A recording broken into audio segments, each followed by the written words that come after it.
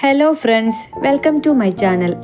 ഞാനിവിടെ ചെയ്യാൻ പോകുന്നത് 2 kg സ്ട്രോബെറി സ്പഞ്ച് കേക്കിൻ്റെ റെസിപ്പിയാണ്. ആദ്യമായി നമുക്ക് ഫ്ലോർ അരിച്ചെടുക്കാം. അതിനായി 2 കപ്പ് മൈദ, 2 ടീസ്പൂൺ ബേക്കിംഗ് പൗഡർ എന്നിവ ചേർത്ത് നന്നായി അരിച്ചെടുക്കുക. ഒന്നുകിൽ ഒരു തവണ അരിക്കുക, എന്നിട്ട് വിസ്ക് വെച്ച് നന്നായി ഫ്ലോർ മിക്സ് ചെയ്യുക. അല്ലെങ്കിൽ 3 തവണ അരിച്ചെടുക്കണം. 2 കപ്പ് ഫ്ലോറിൽ 4 ടേബിൾ സ്പൂൺ കോൺഫ്ലോർ കൂടി ഇൻക്ലൂഡ് ചെയ്തിട്ടുണ്ട്. ഇത് നന്നായി മിക്സ് ചെയ്ത് ഒരു സൈഡിലേക്ക് മാറ്റിവെക്കാം. അടുത്തതായി നമുക്ക് എഗ്ഗ് ബീറ്റ് ചെയ്തെടുക്കാം. അതിനായി ഞാൻ സ്റ്റാൻഡ് മിക്സറാണ് ഉപയോഗിക്കുന്നത്. സ്റ്റാൻഡ് മിക്സർ ഇല്ലാത്തവർ ബീറ്റർ ഉപയോഗിച്ചും ബീറ്റ് ചെയ്തെടുക്കാം. 2 kg കേക്ക് ആയതുകൊണ്ട് 8 എഗ്ഗാണ് ആവശ്യമായിട്ടുള്ളത്. ഇനി ഇതിലേക്ക് 2 കപ്പ് പൊടിച്ച പഞ്ചസാര ചേർക്കുക. പൊടിക്കാത്ത പഞ്ചസാരയാണെങ്കിൽ 1.5 കപ്പാണ് ചേർക്കേണ്ടത്. 1/4 ടീസ്പൂൺ ഉപ്പും 2 ടീസ്പൂൺ വാനില എസൻസും ചേർത്ത് എഗ്ഗ് നന്നായി ഹൈ സ്പീഡിൽ ഫ്ലഫിയായി ബീറ്റ് ചെയ്തെടുക്കാം. ബീറ്റർ ഉപയോഗിക്കുന്നവരാണെങ്കിൽ എഗ്ഗിൽ പഞ്ചസാര കുറച്ചായി ചേർത്ത് മാത്രമേ ബീറ്റ് ചെയ്തെടുക്കാൻ പാടുള്ളൂ. ബീറ്ററിൻ്റെ സ്പീഡ് ലോയിൽ തുടങ്ങി ഹൈയിൽ എത്തിച്ച് ബീറ്റ് ചെയ്തെടുക്കണം.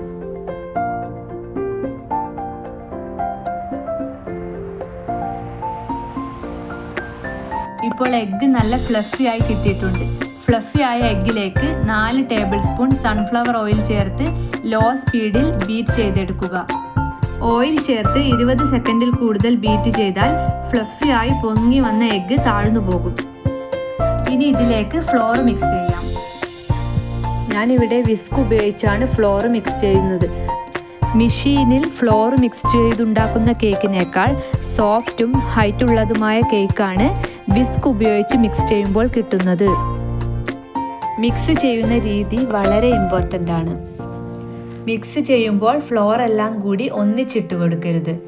കുറച്ചായി ഇട്ട് കൊടുത്ത് വേണം ഫ്ലോർ മിക്സ് ചെയ്യാൻ. ഓരോ പ്രാവശ്യവും ഫ്ലോർ അരിപ്പയിലൂടെ അരിച്ച് മിക്സ് ചെയ്ത് ചേർക്കുന്നതായിരിക്കും നല്ലത്. അങ്ങനെ ചെയ്താൽ പൊങ്ങി വന്ന എഗ്ഗിനു മുകളിൽ ഫ്ലോർ വളരെ സോഫ്റ്റ് ആയിട്ടായിരിക്കും വീഴുന്നത്. ഇനി പതിയെ ലംസ് ഒന്നുമില്ലാതെ ഫ്ലോർ മിക്സ് ചെയ്തെടുക്കാം.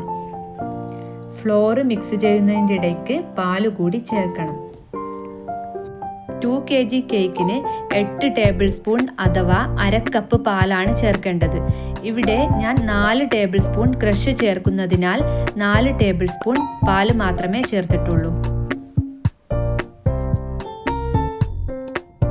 ആൾട്ടർനേറ്റായി പതിയെ ഡ്രൈ ഇൻഗ്രീഡിയൻസും ലിക്വിഡ് ഇൻഗ്രീഡിയൻസും ചേർത്ത് നന്നായി മിക്സ് ചെയ്തെടുക്കാം. മിക്സിംഗ് അവസാനിപ്പിക്കുമ്പോൾ ഡ്രൈ ഇൻഗ്രീഡിയൻസ് ചേർത്ത് മിക്സ് ചെയ്തു വേണം അവസാനിപ്പിക്കാൻ.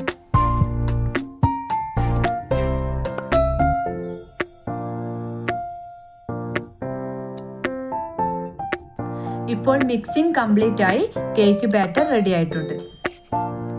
അതിനുശേഷം സ്പാച്ചുല ഉപയോഗിച്ച് ഒന്നുകൂടി നന്നായി പതിയെ മിക്സ് ചെയ്തെടുക്കുക.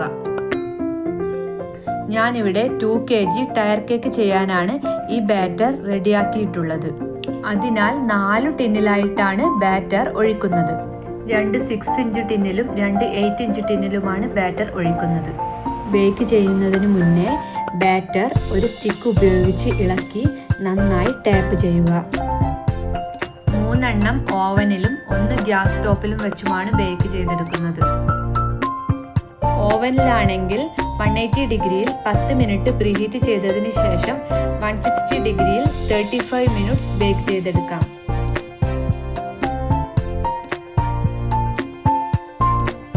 ഗ്യാസ് സ്റ്റോപ്പിലാണെങ്കിൽ 10 മിനിറ്റ് ഹൈ ഫ്ലെയിമിൽ പ്രീഹീറ്റ് ചെയ്തെടുത്തതിന് ശേഷം 30 മിനിറ്റ് ലോ ഫ്ലെയിമിൽ ബേക്ക് ചെയ്തെടുക്കുക.